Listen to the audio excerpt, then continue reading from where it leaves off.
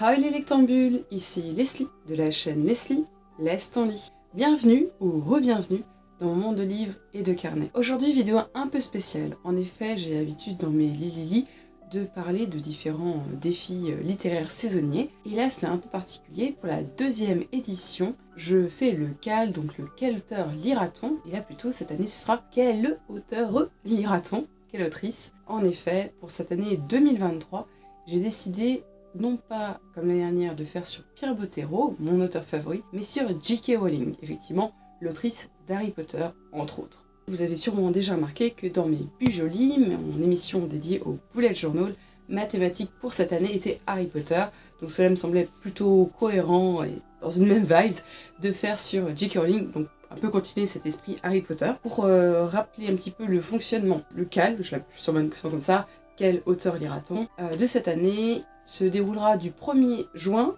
au 31 août 2023, donc tout l'été, durant 3 mois. L'objectif est de lire au moins un livre écrit par l'auteur, l'autrice, donc la J.K. Rowling. Donc ça peut être Harry Potter, mais ça peut être aussi un autre de ses livres jeunesse, ou un essai, ou voilà. Il faut au moins lire un, vous pouvez lire plusieurs bien sûr, et ensuite vous pouvez correspondre à différentes catégories que je vais vous présenter juste après. L'important à retenir, c'est qu'il ne faut pas se stresser, il ne faut pas se dire ah mince, c'est pas tout à fait dans ce que je veux.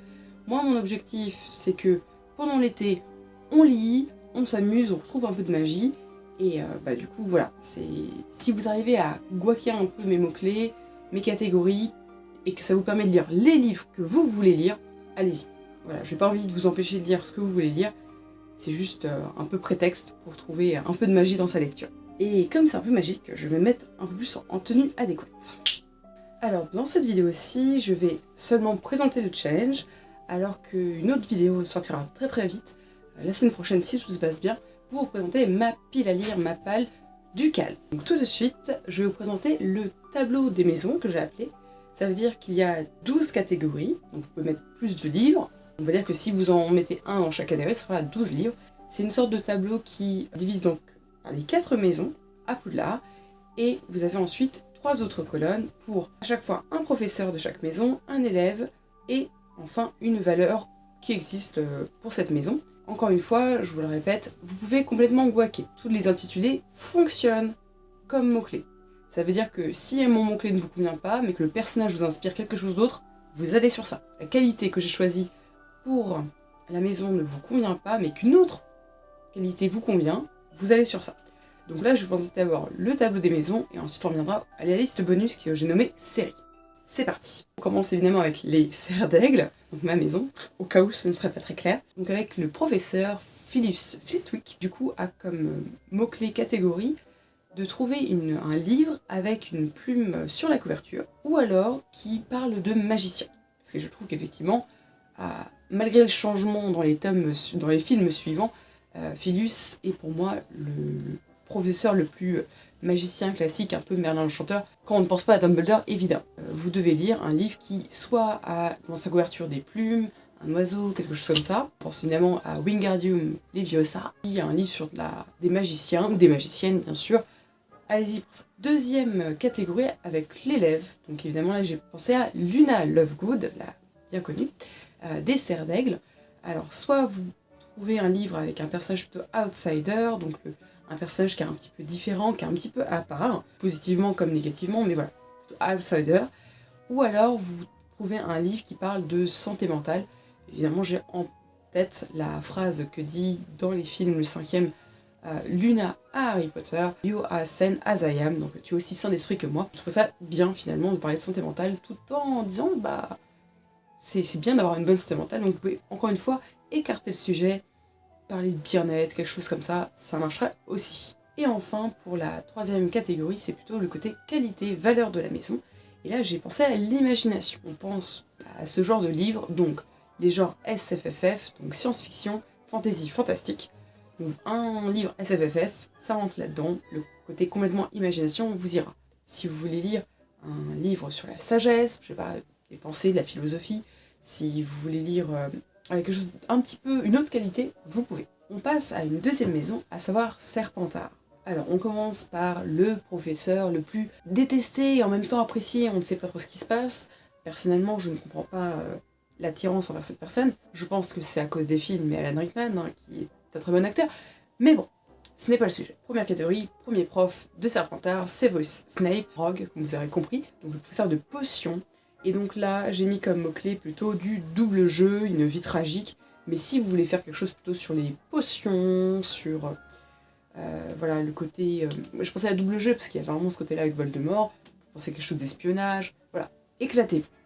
Si autre chose vous parle dans un amour à sens unique, par exemple, ça vous pensez à Rogue, allez-y pour cette catégorie. Ensuite, deuxième catégorie plutôt côté élève, nous avons Drago Malfoy. Et là, il faut plutôt lire soit un livre avec un méchant, un vilain qui est enfant, donc un personnage de ce type-là, une sorte de petite brute, hein, littéralement.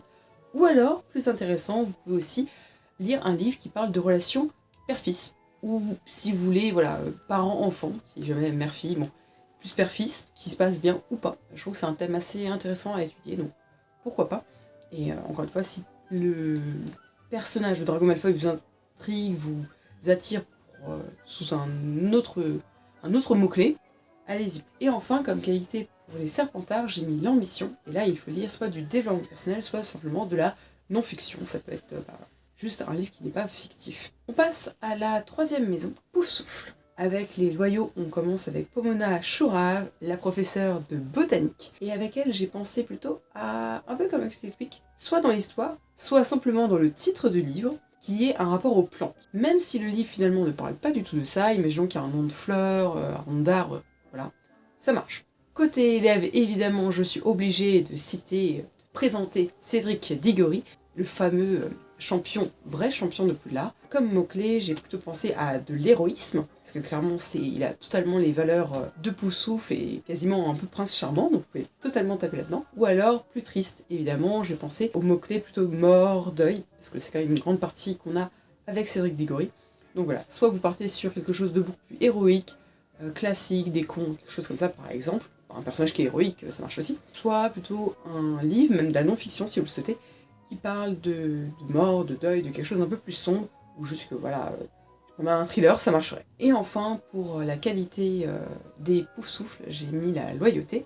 Donc là, il faut plutôt lire un livre qui parle d'amitié ou d'amour, donc voilà, un peu de relation. C'est pas obligé d'être une romance, mais ça peut. On passe enfin à la dernière maison, évidemment, les Gryffondors. Et oui, je les ai gardés pour la fin, ils sont tellement souvent premiers grâce à Dumbledore, ça suffit. On commence évidemment avec la professeure, la fameuse, l'unique Minerva McGonagall. Et comme mot-clé, bien évidemment, il y a la métamorphose, vu que c'est sa matière. Ou alors, autre mot-clé assez facile en soi, les chats. On pense à McGonagall, elle est animagus chat, donc on peut penser aux chats. Vous pouvez très bien lire La Guerre des clans, enfin voilà, un livre qui parle de chats, ça marche aussi. Pour l'élève, j'ai pensé à Hermione Granger, j'aurais pu prendre Ginny, j'ai pris Hermione. Et là, les mots-clés, c'est plutôt la lutte contre les discriminations, parce que je pense vraiment à sa lutte avec les elfes de maison, contre les discriminations, lutte contre les inégalités, lutte contre l'injustice en fait. Je pense aussi aux mots-clés du féminisme. Donc dans cette catégorie, je vous invite à lire des livres qui ont plutôt un parti pris, qui ont plutôt un enjeu, soit parce que c'est un livre de non-fiction qui parle, voilà, un essai féministe, un essai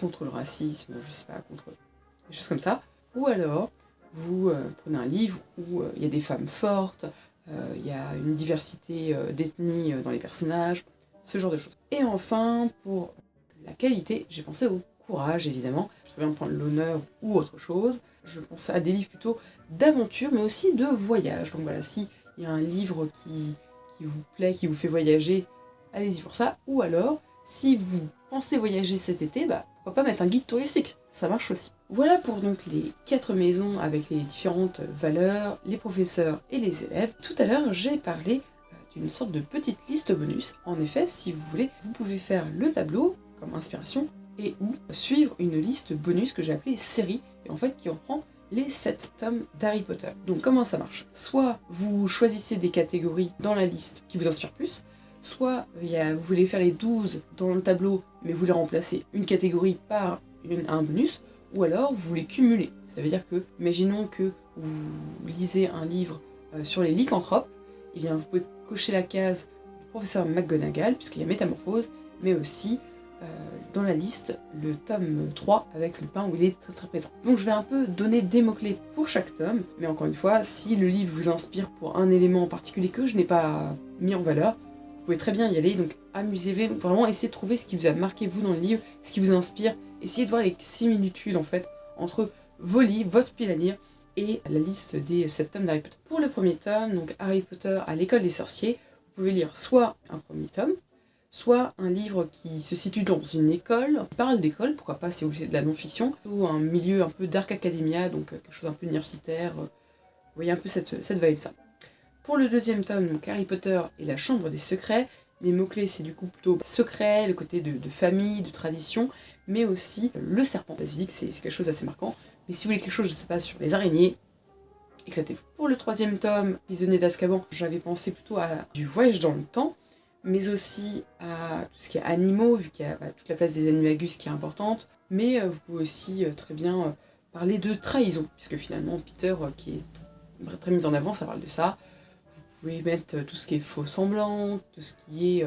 on pensait que c'était méchant, mais finalement c'est pas méchant, voilà. Ce que vous inspirerait peut-être Sirius dans ce tome-là. Pour le quatrième tome, Harry Potter et la Coupe de Feu, les mots-clés sont plutôt des épreuves, donc quelque chose à passer, ça pourrait être quelque chose un peu dystopique à Le Labyrinthe par exemple, ou Hunger Games, mais aussi tout ce qui est pays étranger, donc si vous voulez lire un livre qui se passe dans un autre pays ou qu'un auteur étranger, vous voulez lire dans une autre langue, mettre en avant soit un pays étranger par rapport à vous, soit que dans l'histoire, ça parle de partir à l'étranger, de découvrir d'autres cultures. Dans le quatrième tome, ce qui est assez marquant comme événement, c'est le bal, le Yule Ball, le bal de Noël.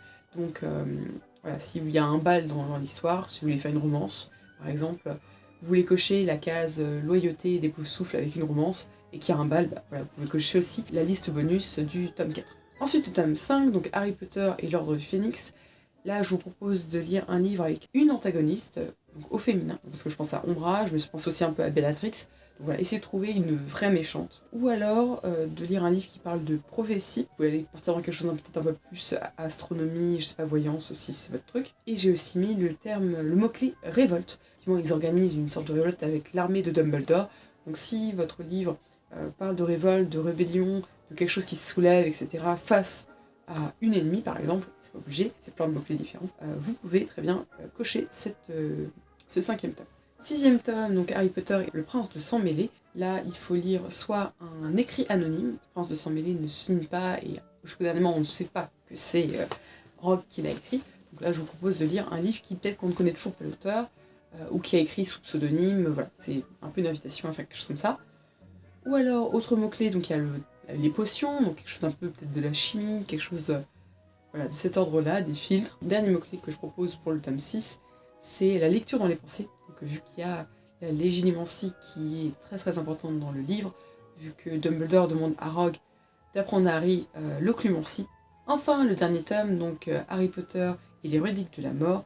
Là, je vous propose un peu en écho au premier tome, de lire un dernier tome, voilà, un dernier tome d'une saga, si vous le souhaitez, ou alors de lire un livre sur des artefacts, il y a vraiment une importance de certains objets dans l'histoire. Ça peut être très bien, je sais pas, un conte de la légende arthurienne, voilà, et du coup, il y a l'Excalibur qui peut se présenter comme un artefact. Alors, clairement, je pense que l'épée de Gryffondor est complètement inspirée de ce genre de choses. Je vous propose aussi un livre plutôt de psychologie, puisqu'il y a vraiment cette idée-là dans le dernier tome, avec toutes les reliques qui sont assez symboliques. Et enfin, je vous ai mis le terme sacrifice. Harry se sacrifie, et il n'est pas seul, il y a plusieurs décès malheureusement dans ce dernier tome. Donc à chaque fois, le bonus, s'il y a un mot-clé, ou si le livre vous fait penser à quelque chose, et vous trouvez que ça correspond, vous pouvez cocher en plus. Donc vous me dites, c'est très bien tout ça, mais comment précisément on peut réussir ce challenge, qui a plein d'éléments possibles? Eh bien, je vais vous l'expliquer tout de suite. Donc, comme le chiffre 7 est très très important dans la saga, il y a 7 façons de réussir ce challenge. La première, c'est, je l'ai surnommé ma deuxième famille, et il faut lire au moins 3 livres en fait d'une maison. Imaginons que, je sais pas, parce que c'est votre maison ou parce que ça vous inspire, vous choisissez les Gryffondor, et bien du coup vous devez cocher la case de McGonagall, la case d'Hermione et la case de courage. Donc lire un livre d'aventure, lire un livre, je sais pas, féministe, et lire un livre sur les chats. Voilà, vous avez lu tous vos 3 livres, et au moins un des 3, toujours, et de J.K. Rowling, et bien là c'est bon, vous avez réussi le challenge. Autre manière, c'est mes meilleures années, et là il faut avoir lu les 4 cases concernant les élèves. Il faut avoir lu les livres qui correspondent à Hermione Granger, Cédric Diggory, Drago Malfoy et Luna Lovegood. Autre manière, c'est toujours à Poudlard, et là il faut 4 cases des professeurs. Autre, et vous en doutez, c'est Je suis magique, et cette fois-ci c'était la colonne des qualités, des valeurs, qui correspondait à tous les genres un petit peu, et encore une fois, je ne précise pas, mais il faut qu'au moins un des livres soit écrit par J.K. Rowling. Si vous voulez un livre de non-fiction, eh bien, par exemple pour les Serpentards, vous pouvez très bien lire La Mère des Vies. Autre façon de faire évidemment, c'est de tout faire entre guillemets dans ce tableau des maisons. Je l'ai nommé Je suis chapeau flou, c'est que vous lisez au moins un livre pour chaque catégorie, donc au moins 12, dont un livre de J.K. Rowling. Deux autres façons de faire sont possibles, et là c'est plutôt côté liste bonus, donc que j'ai nommé série. Et donc soit vous faites Moldu en manque, et là vous faites cocher les 7 cases de chaque tome, ou alors enfin vous cochez la case On dirait de la magie. Vous devez au moins lire un livre de J.K. Rowling. Mais voilà, si à la limite vous ne lisez que celui-ci, bah ça va pour moi.